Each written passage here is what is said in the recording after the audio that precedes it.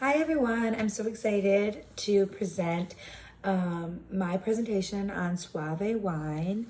I just want to say before I begin, I apologize for any mispronunciations. I really obviously am I'm Polish, so not too Italian.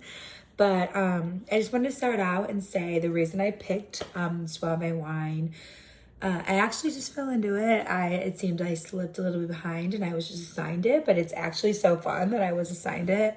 I just had my first bottle of Soave wine and I'm like kind of obsessed with it. It's very delicious. Before our class, I was like not a big white wine person, but Soave is a white wine and there are 5 different kinds of Soave. And so there's Suave, and then there's Supimento, Supamente Suave, which is a sparkling rendition.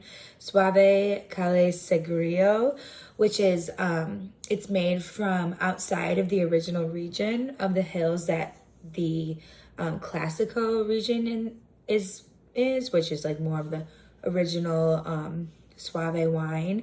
Those are from the hills of Castillo de Suave, and they take the grapes from the hills of there, and it's very like historical and but the Suave Cale Segrio is from the hills that are not in the same town. And then there's the Recito de Suave, which is like a very sweet rendition of the wine. Yeah, so I'm excited to get in a little bit more about Soave and tell you all about it. So I'm actually going to start from back of our syllabus. I just was, as I mentioned, just tried my first Soave wine, and I just like went off the bat, hit on the tasting notes. So I was really able to taste a lot of peach, as well as like almost like citrus, in a way of like honeydew, melon. I was getting a lot of that, as well as like orange zest in that similar vein. And then almost like salty, I don't know, in a large way. Like Suave is a little bit salty, like saline solution, maybe a little bit. And like when you do research on it, we'll also say like marjoram, which was a little bit tough for me to pick up. But after seeing that, I was like, I can totally taste it. It's very fresh, long body, high tannins. I believe like in one of our classes, a classmate was like, I like know what tannin is. I can like taste it. And I was like, when I was drinking this wine, I was like, I can taste the tannin in it. So I really think it has a good deal of tannin. And then upon my research, I found that, and also just thinking about it, like seafood, and specifically Italian seafood, really would pair well with this wine. Like clams, gnocchi, like rich, super rich seafood. So gnocchi with shrimp, gnocchi with, clams, squid, linguine, scallops, risotto, really rich, but with like a bit of seafood would really pair well with this. It's like I can imagine drinking it on like a little patio in the summer, in like an Italian landscape. Definitely up the alley, definitely delicious. Will really bring out those flavors and give you something that you're excited to have for like a great seafood meal or a rich Italian meal. Also, great with this. So I mentioned a little bit earlier about how the grapes that are used for this wine are from hills, from its region. It's by Verona, Italy, and it's extremely historic. They've been brewing this wine for a long time.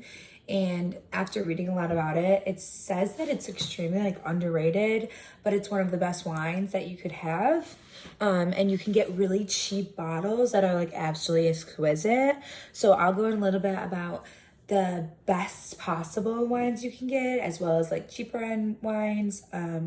But so it's very delicious. And it's funny because I say it's the highest end wine you can buy. It's like extremely delicious.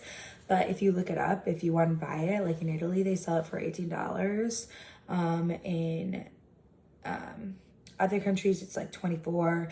So it's like they said, like it's very cheap for really high quality, delicious varieties of this wine.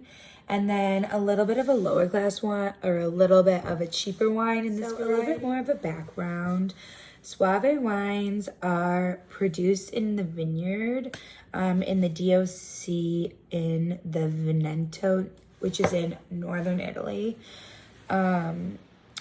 They are really dry white wines, and they're made from about typically 70% Garganga grapes.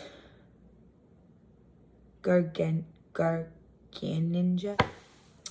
So Soave Classico are usually produced, the wine is usually produced in, well, if it's Classico, they're produced in northern Italy in Veneto.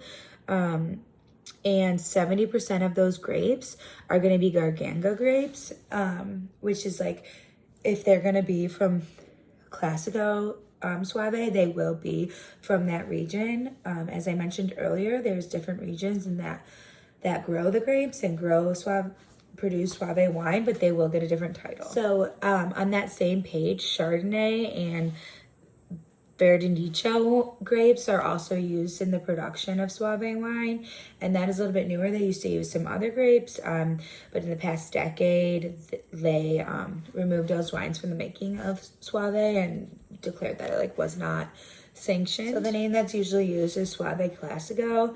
Usually you just go Soave, very typical for this type of wine.